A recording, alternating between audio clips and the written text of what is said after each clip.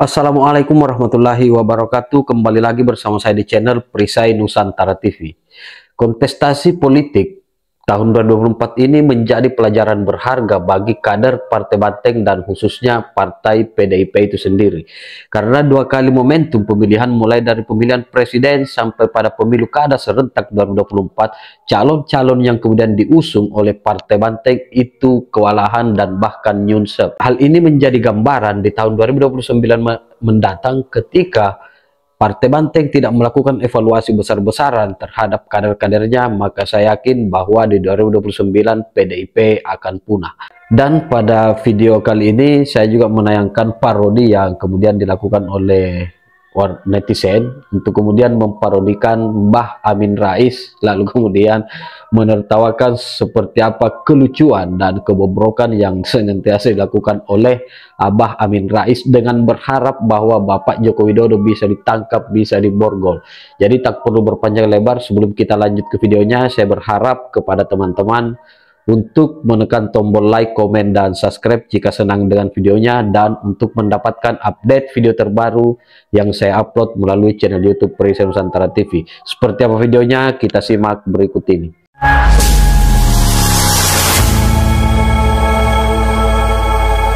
Saya yakin mengharapkan Jokowi setelah lengser pada 20 Oktober nanti itu dikecek nih si Kurniawan memang selalu berulah. Seadil-adilnya harus diterapkan pada hobinya nyerang Pak Jokowi. Karena kalau tidak, kasihan dah. Mbak Amin, saya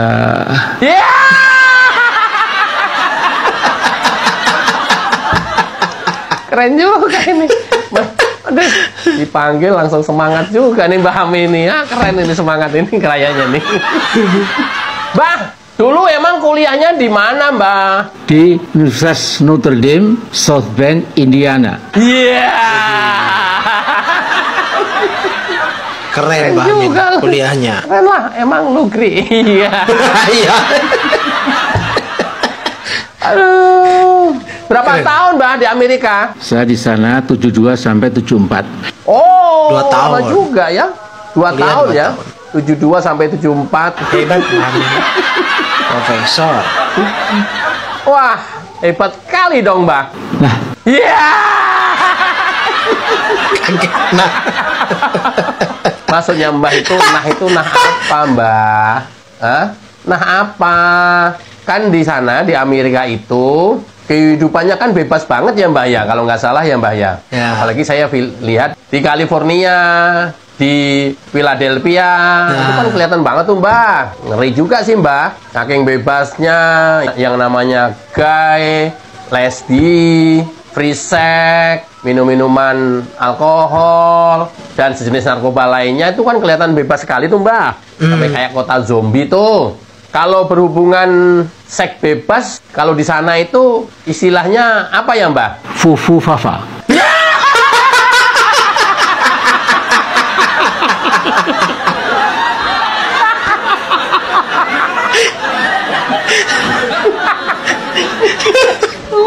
Oh ya, baru tahu gua. Oh apa? Ternyata. Oh ya. Baru tahu tuh. Oh kalau di sana itu fufu fafa ya.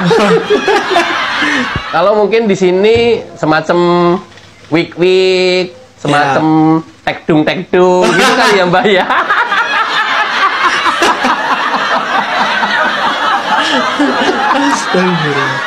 Kok Mbah tahu sih istilah-istilah kayak beginian di Amerika itu fufu fafa? Dari mana Mbah taunya Mbah? Nah, saya bertanya pada teman-teman Amerika di kampus Notre Dame itu.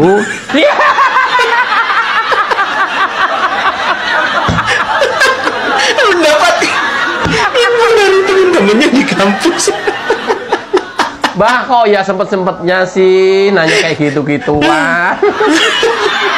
Sempet nanya Mbak Amin. Mbah tuh kok kadang-kadang ya usil amat sih. Kayak gitu aja pakai nanya ke temen kuliah segala. Ambruknya Partai Demokrasi Indonesia Perjuangan (PDIP) dalam pemilu 2024 adalah cerita yang penuh ironi. dari partai yang pernah menjadi simbol harapan rakyat kecil hingga kini terjebak dalam bayang-bayang kekuasaan yang mereka bangun sendiri.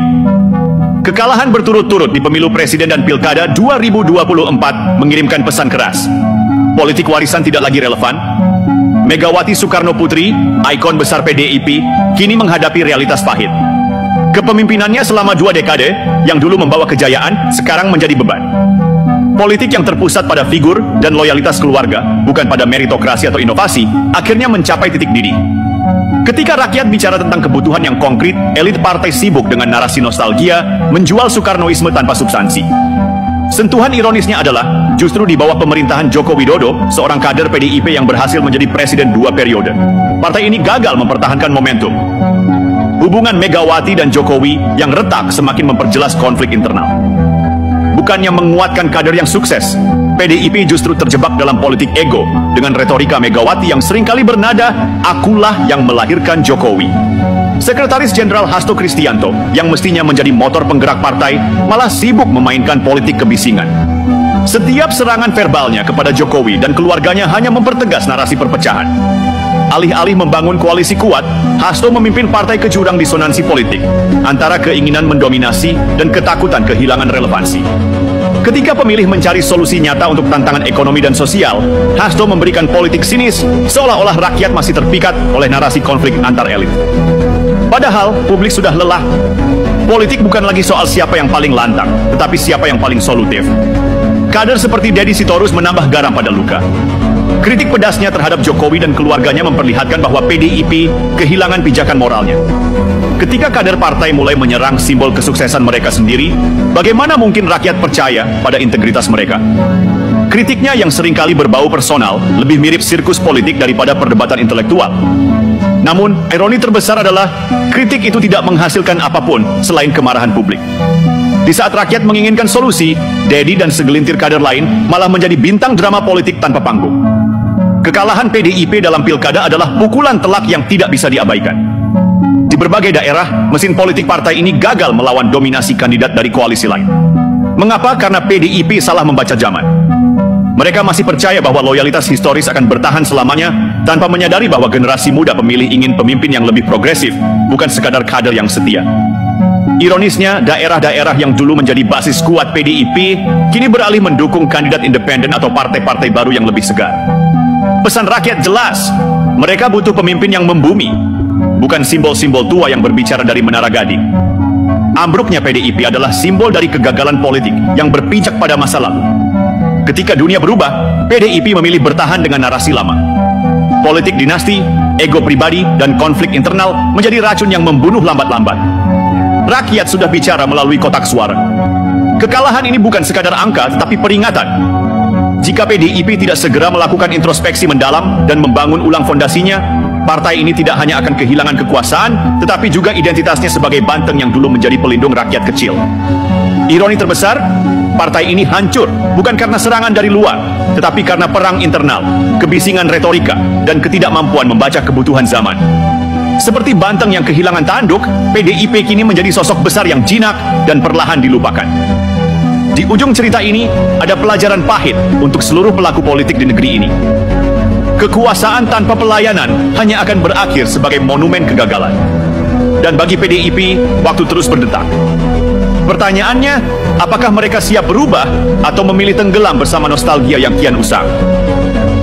Di tengah kejatuhan PDIP, Presiden Joko Widodo memilih jalan yang senyap, sebuah ironi yang lebih tajam daripada kritik paling lantang. Jokowi, seorang presiden dari rakyat kecil yang berhasil memimpin 2 periode, adalah produk terbaik dari PDIP. Namun, ketika partai ini terpuruk, dia tidak lagi berdiri sebagai pembelanya. Ini bukan sekadar keputusan politik, melainkan sebuah pernyataan tegas tanpa kata-kata. Rakyat sudah berubah, dan Jokowi tahu itu. Dalam diamnya, Jokowi mengirimkan pesan jelas. Dia tidak akan membuang energinya untuk menyelamatkan partai yang gagal menyelamatkan dirinya sendiri. Alih-alih melibatkan diri dalam pusaran drama PDIP, Jokowi memilih fokus pada hal-hal konkret, menyelesaikan proyek-proyek infrastruktur, memperkuat hubungan internasional, dan mempersiapkan transisi pemerintahan yang stabil. Rakyat memperhatikan. Mereka melihat bahwa Jokowi adalah sosok yang lebih besar daripada partai yang melahirkannya. Ketika PDIP sibuk dengan intrik internal dan serangan verbal terhadap dirinya, Jokowi tetap menunjukkan bahwa politik bukan tentang ego, tetapi tentang melayani.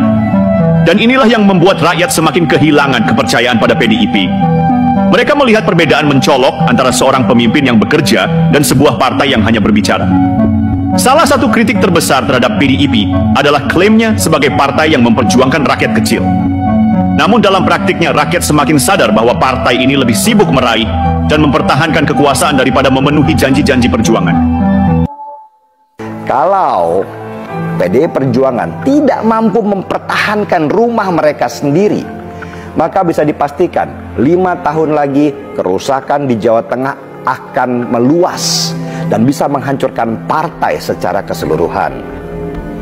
Sudah seharusnya Bambang Wuryanto, atau lebih dikenal nih dengan nama Bambang Pacul, Ketua DPD PDI Perjuangan Jawa Tengah, komandan lapangan, bertanggung jawab terhadap kekalahan Ganjar Pranowo dan Andika Perkasa di Jawa Tengah sebagai seorang ksatria. Seharusnya nih Bambang Pacul mundur dari jabatan Ketua DPD Jateng karena dia tidak mampu memenangkan pertarungan Pilpres dan Pilkada di Jawa Tengah. Dia sudah gagal. Kenapa Bambang Pacul itu menurut saya harus mundur? Ya supaya PDI Perjuangan Jawa Tengah bisa mempersiapkan dirinya lebih baik untuk event Pilpres dan Pilkada di 5 tahun ke depan. PDI Perjuangan butuh udara segar di Jawa Tengah yang punya leadership yang kuat dan bisa menyatukan cabang-cabang dan ranting-ranting partai menjadi satu kesatuan yang sulit dikalahkan karena soliditas dan militansi yang hebat. Tanpa soliditas dan militansi yang kuat, maka 5 tahun ke depan kandang banteng di Jawa Tengah malah akan menjadi rumah pengungsian buat partai karena kerusakannya akan meluas dan semangat kader akan melemah. PDI Perjuangan benar-benar mendapatkan tamparan keras kali ini. Dan kalau tamparan itu tidak menyadarkan PDI Perjuangan supaya mereka berbenah, ya tunggu saja nasib mereka ke depan. Saya bukan orang PDI Perjuangan, tapi seseorang yang senang dengan partai ini karena satu-satunya partai yang masih punya ideologi yang kuat di tengah arus oportunisme banyak partai yang menjilat pada kekuasaan, itu hanya PDI Perjuangan. Ayolah PDI Perjuangan, rapatkan kembali barisan. Mungkin sudah saatnya orang-orang muda ditempatkan sebagai panglima-panglima perang di banyak tempat. Orang-orang muda yang pintar, yang militan, yang punya daya juang, yang berjiwa kesatria, bukan yang berjiwa Korea. Dan yang terakhir, selamat ya untuk Mas Pramono Anung dan Bang Rano Karno yang berhasil menang 1 putaran di Jakarta. Juga untuk Wayan Koster sebagai Gubernur Bali. Kalau di Jakarta sama Bali aja PDI Perjuangan bisa menang, masa di Jawa Tengah di rumahnya sendiri PDI Perjuangan kalah? Ya malulah. Kita seruput dulu kopinya kawan.